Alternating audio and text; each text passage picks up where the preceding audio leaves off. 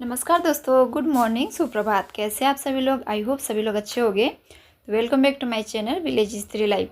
तो यहाँ मैंने कल का जो जहाँ से वीडियो एंड किया था वैसे आज का वीडियो स्टार्ट कर दिया है। तो अभी समय हो रहा था शाम का, बच्चे स्कूल से आ गए हैं, उनको मैंने थोड़ा सा फ्रेश वगैरह करवा दिया है, कपड़े वगैरह चेंज करवा के, और फिर से मैं अपनी स्टडी में लग रही हूँ। अभी कम से कम मैं आधा से पौन घंटा अपनी स्टडी करूँगी, उसके बाद फिर मैं रात के डिनर में लगूँगी। और नीरू भी बाहर अपने पढ़ाई कर रही है, तो वो बताने आ रही थी कि मैंने कुछ बना लिया है करके। तो उसके लिए शायद स्कूल में अगर कुछ अच्छा हो तो क्लैपिंग या वेरी गुड कहा जाता है, तो इसलिए वो भी मुझसे क्लैपिंग करवाती है, वेरी गुड बुलवाती है कि अगर मैंने कुछ अच्छा किया है तो मुझे वेरी गुड बोलो, क्लैपिंग करो करके। तो होता है ना, बच्चों को अगर हम किसी चीज़ को वेरी गुड बोल दिया, क्लैपिंग करें, तो उन लोगों को वो काम करने में और ज़्यादा एक्साइटमेंट हो जाती है। तो यहाँ जैसे कि अभी मैं एनसीईआरटी 10th क्लास की साइंस की बुक रीड कर रही हूँ। रीड क्या, पूरा पढ़ ही रही हूँ। रीड करने में और पूरा समझ के पढ़ने में अंतर होता है। तो मुझे लगा, मैंने सोचा था कि 2 दिन में कंप्लीट कर लूँगी, लेकिन 2 दिन में कंप्लीट नहीं होने वाली, भी 3-4 ही चैप्टर कंप्लीट हुए हैं। क्योंकि किसी चीज़ को समझ के पढ़ना, उसमें टाइम लगता है, और सिर्फ रीड करना है तो वो तो फिर 1 दिन में हो जाता है। लेकिन मुझे समझना है। हाँ, ये सब कुछ मैं पहले पढ़ चुकी हूँ, जो मैंने कोर्स लिया है उसमें। लेकिन फिर भी साइंस ऐसा होता है, जितने बार पढ़ो ना उतने बार मतलब कन्फ्यूजन सी होती है, सब कुछ अच्छे से याद नहीं रहता है। तो फिर से मुझे मतलब यही समझ लीजिए कि फिर से मेरा रिवीजन हो रहा है, और कहीं अगर कन्फ्यूज़न है तो उसको मैं सॉल्व कर रही हूँ। और सच में अब जब मैं एनसीईआरटी की बुक पढ़ रही हूँ ना, तो मुझे लग रहा है कि एनसीईआरटी की बुक किसी भी एग्ज़ाम को फाइट करने के लिए बहुत ज़रूरी होती है। उसमें ऐसे ऐसे मुझे पॉइंट दिख रहा है जो A to Z line exam में पूछी गई है, और कुछ 1-2 लाइन मतलब, और 1-2 कुछ ऐसा है जो मैम ने नहीं पढ़ाई है, और मुझे लग रहा है कि एग्ज़ाम पॉइंट ऑफ व्यू से, वो भी इम्पोर्टेंट है।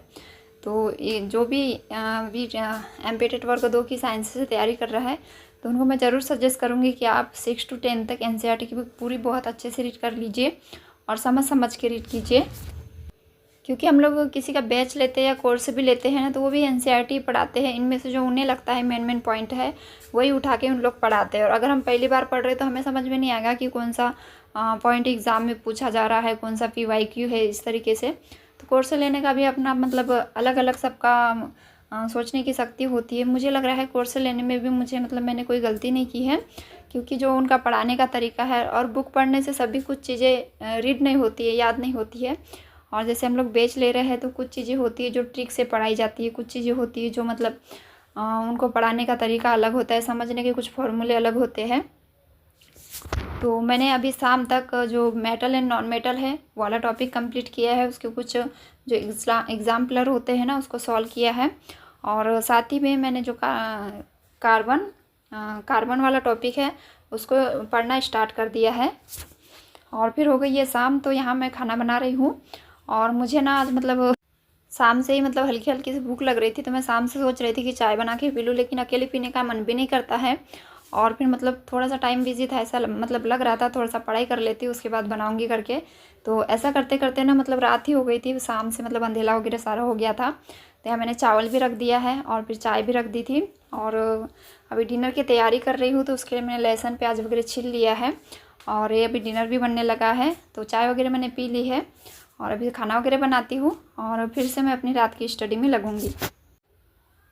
और किसी ने मुझे मॉक टेस्ट के बारे में पूछा था कि जैसे मैंने अपना कोर्स ली हूँ, तो वहीं पे ना 10 मॉक टेस्ट वहीं पे इंक्लूड है। तो वो पूछ रहे थे कि फ्री में क्या हमें मॉक टेस्ट मिल सकते हैं। तो कोई भी बैच अवेलेबल करवाता है, कोई भी कोर्स निकालता है, तो फ्री में कोई भी इंस्टीट्यूट वाला होगा, फ्री में कोई भी चीज़ नहीं देता है, क्योंकि उन लोग बिना फ़ायदे का कोई भी काम नहीं करते हैं। तो फ्री में मॉक टेस्ट तो अवेलेबल नहीं है, लेकिन अगर आप लेना चाहते हैं तो एक रामसर यूट्यूब चैनल पे है उनका। अगर आप सिर्फ टेस्ट देना चाहते हैं तो उनके भी चैनल पे जो उनका ऐप है रामसर करके, रामसर इंदौर वाले, तो आप यूट्यूब में सर्च करेंगे ना, तो उनके जो वीडियो भी आ जाएंगे, और उन वीडियो में डिस्क्रिप्शन में उनके ऐप की लिंक होती है। तो वहाँ से कुछ मॉक टेस्ट आप मतलब परचेस कर सकते हैं, उसकी ज़्यादा फीस नहीं होती है, बस 150 तक होती है। तो मैंने अभी वहाँ से लिया नहीं है, लेकिन मैं सोच रही हूँ कि वहाँ से भी मॉक टेस्ट लूँगी, क्योंकि एक ही जगह से मॉक टेस्ट लगाना मतलब सफिशिएंट नहीं होता है। सभी प्लेटफॉर्म के अलग अलग मतलब लेवल होता है अलग अलग, तो अपने लेवल को सभी प्लेटफॉर्म पे जाके आंकना ज़रूरी है। तो अभी मेरा जो है PW ऐप से मैंने जो 10 टेस्ट है वो एक बार पूरे दे दिए हैं, जैसे वो मतलब आए थे वैसे ही। तो उस टाइम पे नंबर बहुत कम आ रहे थे मेरे, और जब मैंने अभी पूरा रिवीजन किया है तो मेरे नंबर इंक्रीज़ हो रहे हैं। और मुझसे मतलब मेरे मॉक टेस्ट में नंबर कितने आ रहे हैं ये भी पूछा जा रहा है। तो मैंने जब मेरा मतलब रिवीजन नहीं हुआ था और जैसे मॉक टेस्ट आए थे पढ़ाई के साथ में ही मैंने लगाई थी तो उसमें नंबर बहुत कम आ रहे थे, बस 70 प्लस आ रहे थे। लेकिन मैंने अभी अपना रिवीजन किया है, कुछ चैप्टर बच गए हैं रिवीजन करने के, तो 80 प्लस 85 प्लस आ रहे हैं किसी किसी टेस्ट में, जो कि मेरे हिसाब से बहुत कम है। और अभी मॉक टेस्ट में मुझसे क्या गलती हो रही है पता है, और मुझे लग रहा है इन्हीं गलतियों को सुधारने के लिए हमें मॉक टेस्ट देना बहुत ज़रूरी होता है। तो इनमें गलतियाँ ना मेरी ये हो रही है कि मुझे जो आंसर पता है, जिस क्वेश्चन का आंसर पता है, तो पता नहीं जल्दी जल्दी में किस वजह से वही आंसर मैं गलत टिक करते जा रही हूँ। और जब मैं उसका एनालिसिस कर रही हूँ ना, तो मुझे लग रहा है नहीं ये क्वेश्चन तो मुझे पता था। तो यही जो हमारी छोटी छोटी गलतियाँ हैं ना, यही मॉक टेस्ट लगा के हमें इन्हीं गलतियों पे अपना काम करना है, सुधारना है, ताकि जो मेन एग्ज़ाम में हम बैठे थे वाली गलतियाँ ना करें। तो ऐसे ही 4-5 नंबर ऐसे ही मतलब कम होते जा रहे हैं ये वाली गलती की वजह से।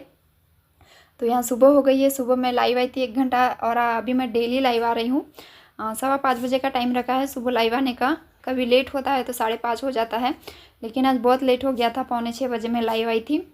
क्योंकि जब अलार्म बजा था ना तो मैं उठ ही नहीं पाई। कभी कभी ऐसा होता है अलार्म बजता है मैं नींद में ही बंद कर देती हूँ, ये अक्सर कई लोगों के साथ होता होगा, तो मेरे साथ भी कभी कभी हो जाता है। और फिर जब नींद खुली ना तो 5 बज गया था। तो 5 बजे फिर उठने के बाद मैंने जल्दी जल्दी झाड़ू वगैरह लगाई, नहा धो की, अपना विनती वगैरह की, और फिर सारा निपटाते तक 5:45 बज गया था। तो उसके बाद फिर मैं लाइव आई थी, लाइव 1 घंटा पढ़ाई की हूँ, और फिर खाना वगैरह बनाने के बाद बच्चों को तैयार वगैरह कर दिया है। तो बच्चे भी स्कूल वगैरह चले जाते हैं, मैं अपना घर का थोड़ा सा काम निपटाऊंगी, वही झाड़ू कपड़े वगैरह जो हाउस वाइफ का डेली रूटीन होता है, और उसके बाद फिर से मैं अपनी स्टडी में लगूंगी। और बच्चों के स्कूल जाने के बाद ना मैंने खाना वगैरह खाई हूँ, और आज पोछा लगाऊंगी। जैसे कि मैं आपको कई बार बताई हूँ, मैं डेली पोछा नहीं लगाती हूँ, 1-2 दिन के बाद मैं पोछा लगाती हूँ, क्योंकि कुछ कामों को फिर स्किप करना पड़ता है अपने लिए, अगर हाउस वाइफ को टाइम निकालना है तो। लेकिन जो डेली के काम होते हैं, कपड़े बर्तन, तो मेरा ऐसा है डेली ही धोना पड़ता है। मतलब एक दिन भी नहीं होगा कि ना धो करके। कई लोगों को मैं वीडियो में देखती हूँ कि उन लोग हफ्ते में 1-2 बार कपड़े धोते हैं, लेकिन मेरे साथ ऐसा नहीं होता है। कपड़े मुझे डेली ही धोना पड़ता है, और बर्तन तो डेली धोना ही पड़ता है हर किसी को। तो पोछा वगैरह लगाने के बाद रात को मैंने टेस्ट लगाया था, मॉक टेस्ट ही, तो आधा ही हो पाया था, तो उसको मैंने आधा सबमिट कर दिया था। फिर आधा उसको रीअटेम्प्ट करके मैंने आधा अभी मॉक टेस्ट लगाई हूँ। उसके बाद जो मेरी यूट्यूब पे क्लास हुई थी साइंस की, उसको देखी, उसको सॉल्व की हूँ, और फिर मैं अपना जो मेरा कार्बन वाला टॉपिक बचा था उसको मैं फिर से पढ़ रही हूँ। और फिर टॉपिक पढ़ के होएगा, उसके बाद फिर मैं थोड़ा सा दोपहर में खाना वगैरह खाती हूँ, और उसके बाद वीडियो एडिटिंग करती हूँ, वीडियो आप लोगों से पोस्ट करूँगी। और उसके बाद आज जो मैम ने यूट्यूब पे न्यूमेरिकल करवाई है ना, इलेक्ट्रिसिटी चैप्टर वाले के, तो वो मुझे लग रहा है शायद 11-12 तक है, 10th NCERT में वाले न्यूमेरिकल नहीं है।